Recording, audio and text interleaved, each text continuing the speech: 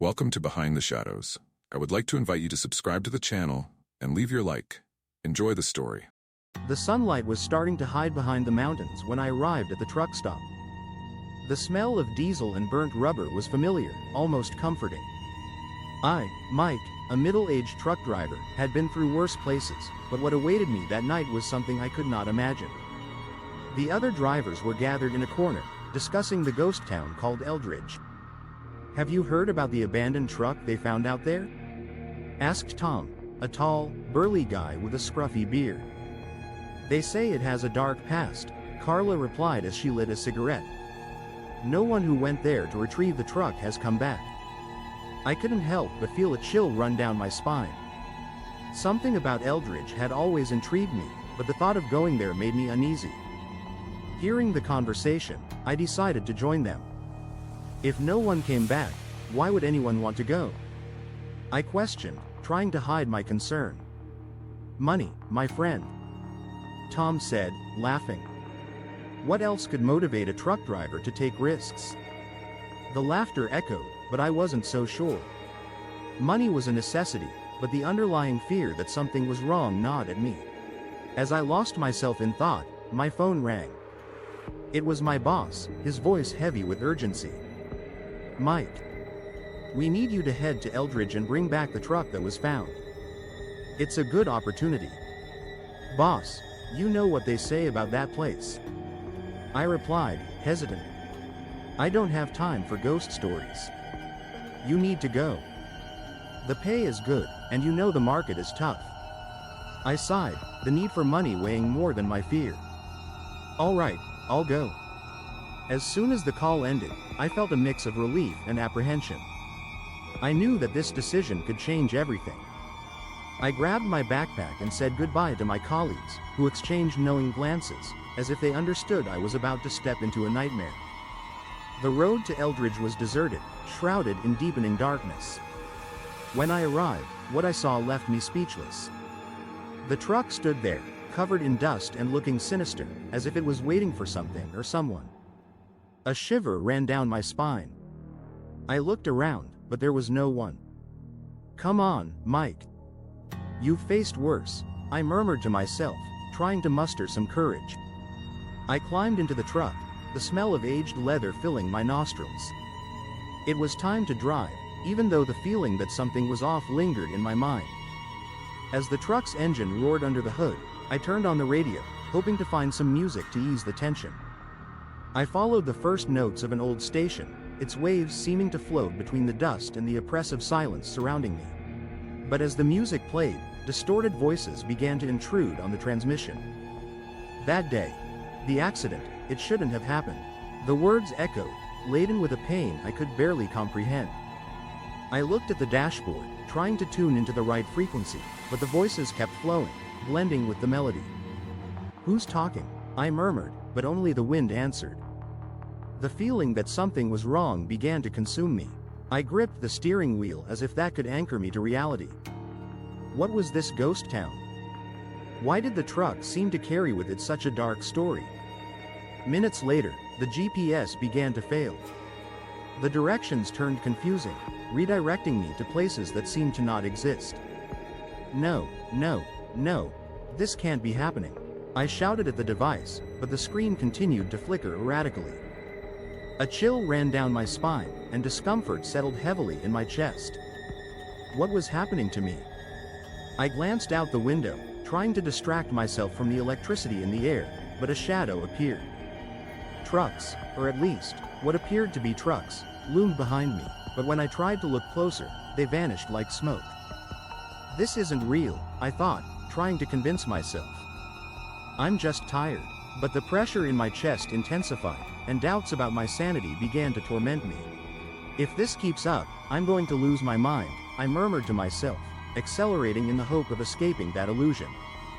But the road seemed to stretch infinitely, as if fate were playing a trick on me. The voices from the radio and the visions of ghostly trucks intertwined, creating a nightmare I couldn't escape. "What do you want from me?" I shouted into the void, but only the echo of my own voice responded, mingled with the sound of the engine.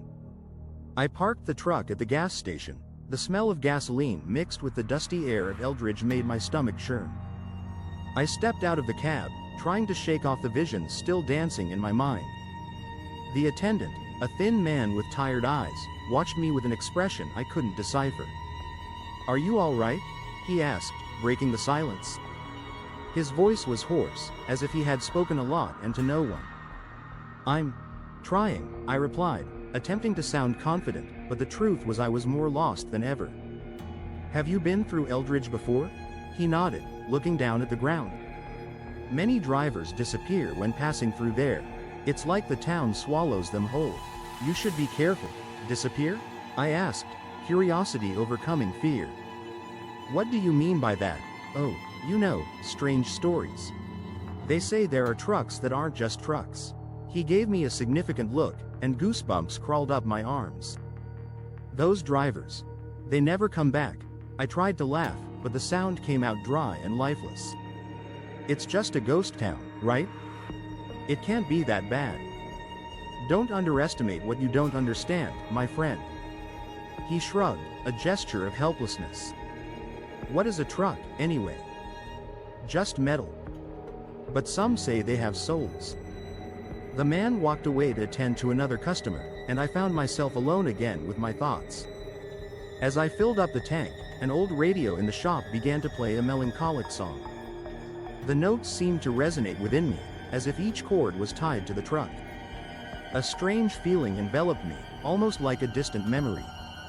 I closed my eyes for a moment, and what I saw frightened me. Flashes of images of a driver, a face I didn't recognize but that felt oddly familiar. When I finally came back to myself, the shadow I saw in the rearview mirror made me shiver. It was a hooded figure, just a fleeting glimpse, but the sensation of not being alone was overwhelming. I looked back at the road ahead, but the feeling of being followed only intensified. "It's nothing, Mike. It's just your head," I murmured to myself, trying to calm my racing heart.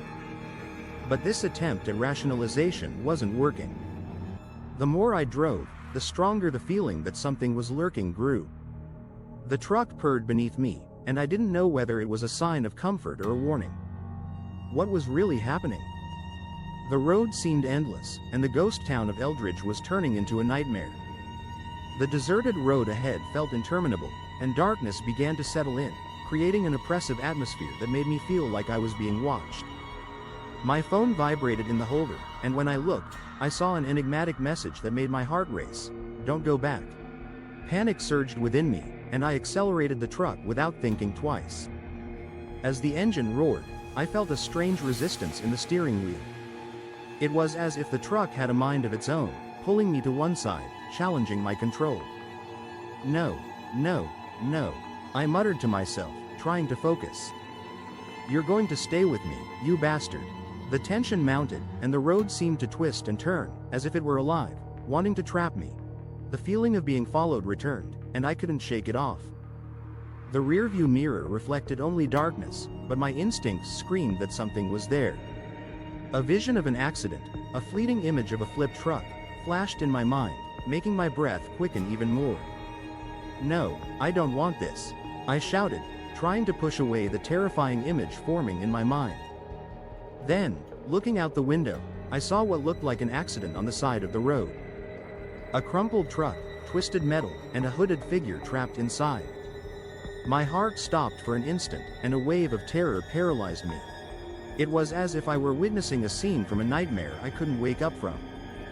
"No, it can't be real," I thought, but the vision was so vivid, so painful, that I couldn't look away. "Mike, help me." A distant voice seemed to echo through the night, and I knew it was impossible. The driver looked like me, and the anguish in his eyes cut through me like a knife. "Please," he pleaded, but I couldn't move. Tears threatened to slip down my face as I struggled against the paralysis that held me captive.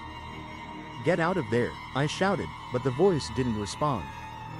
Instead, the scene began to unravel, as if a fog were covering my vision, and reality started to distort. The truck trembled beneath me, as if eager to move forward, but I was in shock. Something within me knew that the answer lay ahead, and that the past was connecting with my present in a way I could never have imagined. I felt my stomach churn as I tried to regain my composure. The image of the accident still danced in my mind, like a shadow that wouldn't let me rest. I looked out the truck window. The deserted road stretched out before me, but the feeling of presence was undeniable. What was happening to me? I remembered Jake, a name echoing in my memory like a distant whisper. The driver who had vanished years ago. He had been mentioned at the truck stop, amid nervous laughter and scornful glances. "Watch out for Eldridge," they said. But who was Jake, really? I decided I needed to know more. The glove compartment of the truck was within reach, and with a burst of determination, I opened the lid. Inside, I found an old diary, its pages yellowed and worn with time. My heart raced. I flipped through the pages until I found Jake's handwriting. "The voices are calling me," I read in one passage. "Sometimes I feel like the truck wants to take me to a place that no longer exists." A chill ran down my spine. Jake was not just lost, he was being summoned by something. Something malevolent, perhaps. "Mike, are you okay?" The voice echoed in my mind, but it belonged to no one present. It was a familiar voice, almost as if the truck were trying to communicate with me. "Jake, where are you?" I murmured, almost in lament. The weight of the diary felt like it was pulling me into a deep abyss, and once again, the sensation of being watched returned, more intense than before. Suddenly, an invisible force began to pull me. "No, no, no," I screamed, gripping the steering wheel tightly.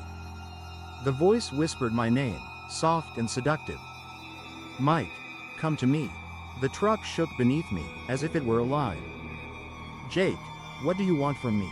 I asked, my voice thick with fear. But there was no response, only the deafening silence of the road.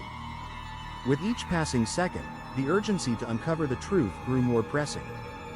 The connection between Jake and me was intensifying, and the truck seemed to sense it. I needed to find out what had happened. With one last glance at the road ahead, I accelerated, determined to unravel the mystery surrounding me. The air inside the truck felt charged with a palpable tension. My hands trembled slightly as I flipped through Jake's diary again, trying to piece together the puzzle of terror before me. Suddenly, something caught my eye. An old black and white photo slipped out from between the yellowed pages. When I saw it, a chill ran down my spine. The man in the picture looked just like me, but with a more youthful, vibrant expression. It was Jake. In that instant, everything clicked into place. I was the twin brother I had never known, and the truck now seemed to pulse with a force almost independent, as if it were calling to me, demanding that I unite with it. "Jake," I murmured to myself, my voice barely a whisper. The truck began to vibrate beneath me, and the cabin felt like it wanted to swallow me whole. "What do you want from me?" I asked, but the only response was a metallic sound, as if the engine was gearing up for a roar. I felt an impulse, an irresistible force pulling me into the vehicle. "No, no, no," I shouted, trying to break free from it, but it was as if the truck had a mind of its own. A vision of Jake flashed before me, his expression of terror etched in my memory. He was being dragged away by a supernatural force, and I couldn't do anything to save him. "Jake," I screamed, as the walls of the truck began to explode with light, as if reality were unraveling around me. "I can't leave you," but the voice of the truck echoed in my mind, a mix of yearning and desperation. "You will return, Mike. You belong to me." The truck accelerated, and I found myself facing a wall of light. My heart raced, adrenaline coursing through my veins. I was torn between the desire to escape and the urge to uncover the truth about my brother. What was I supposed to do? My scream echoed inside the truck as the light drew closer, and all I could do was grip the steering wheel, feeling the pull of the past dragging me toward darkness or light. Then the explosion of light occurred, and a deafening wave of sound engulfed everything.